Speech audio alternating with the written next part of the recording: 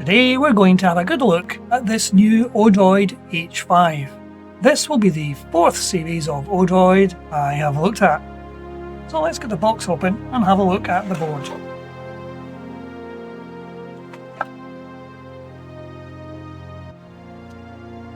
And here we have it packed up in its anti-static packaging.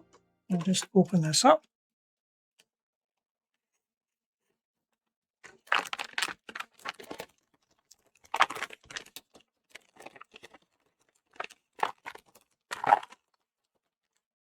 And here is our Odroid.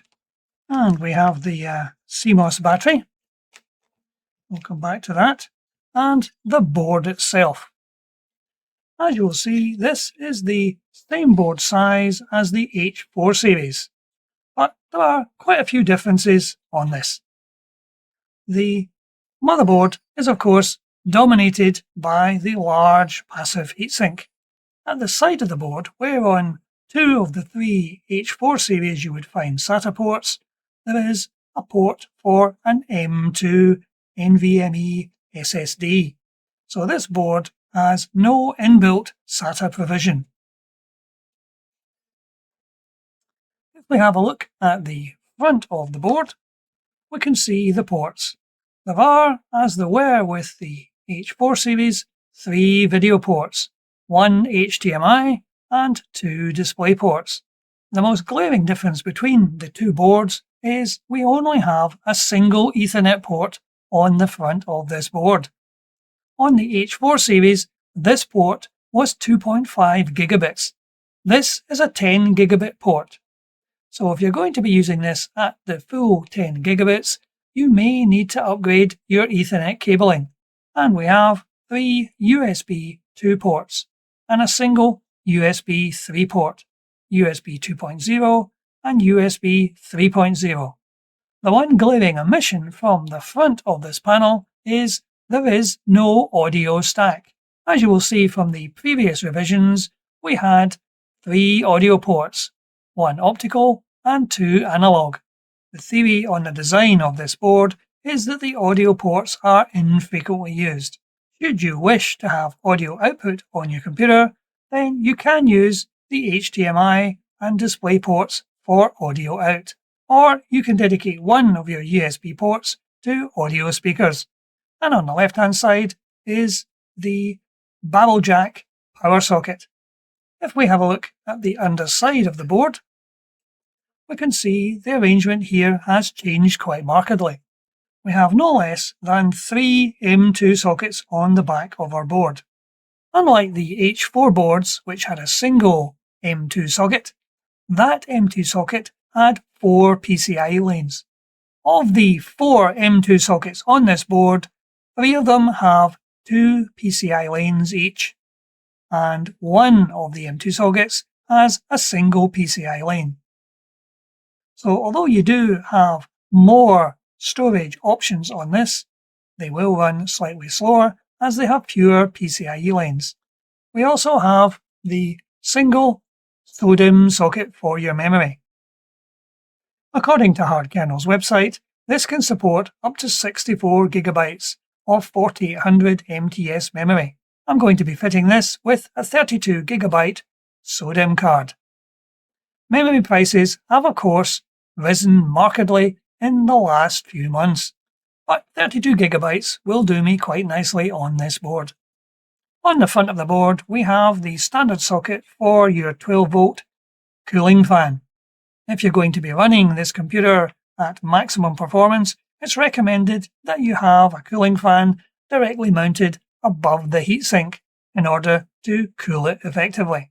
Additionally, I would recommend a second fan to exhaust the hot air out the back of the box.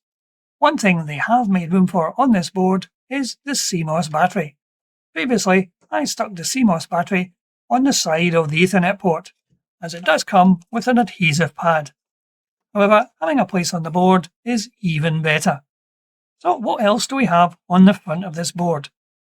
Well, we still have the eMMC socket down here at the side.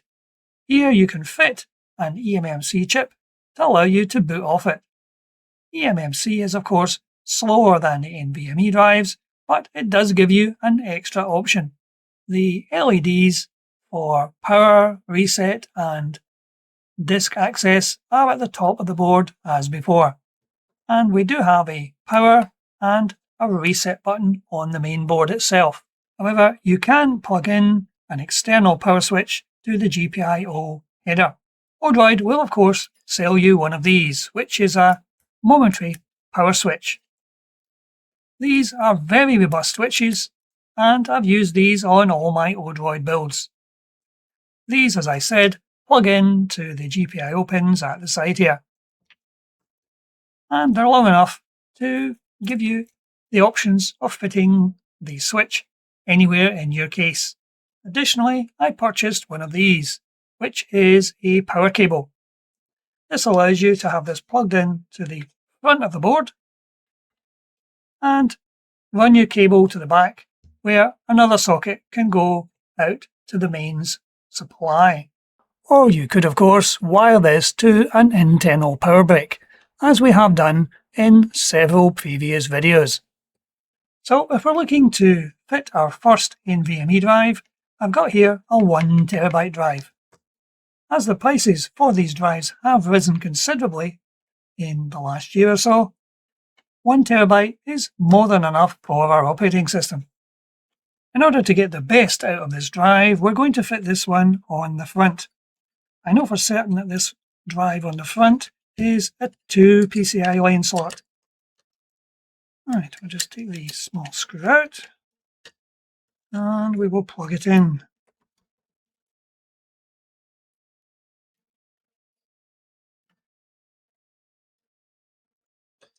Right, there's our drive in place.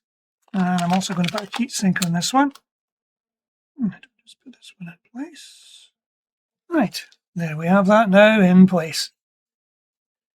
So, next thing to do is of course fit the memory.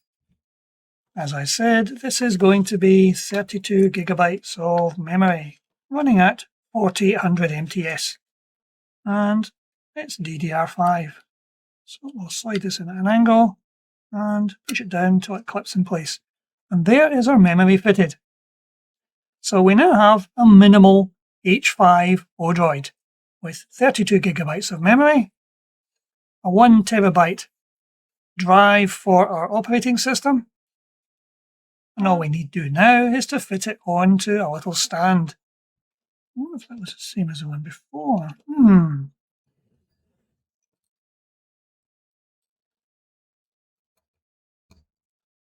And we'll do the same on the other side.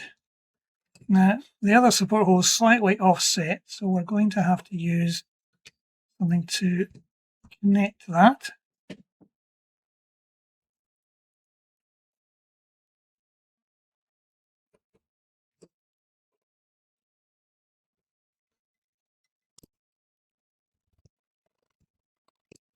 And there we have our computer now sitting on its stand, allowing plenty of ventilation underneath for the SSDs we're going to be fitting. And we can now look to put this into a rack case. I'm working on the assumption that the layout of the GPIO pins has not changed, but I'll check the Hardkernel's wiki page to ensure that's the case before I connect anything. And I think we can connect our CMOS battery. Get another thing out of the way. Just double check we've got this the right way around. That's the battery in. And we can take off the tape. And we can now stick this in place. And there we are. That's it, stuck into place. Just get the cable folded in there. So there we are, ready to roll. So we now have our computer ready for its first power up. And we also have a jumper on the motherboard that I haven't seen before. I'll need to investigate exactly what that jumper actually does. Let's see if we can focus in on that. And that jumper is just in here beside the power switch. Interesting. So we're all made up, ready for the first power up. And we'll do that in the next video. That's it for today. Thank you for watching. Thank you for watching today's video. please feel free to click on the link in the description below to discover more videos.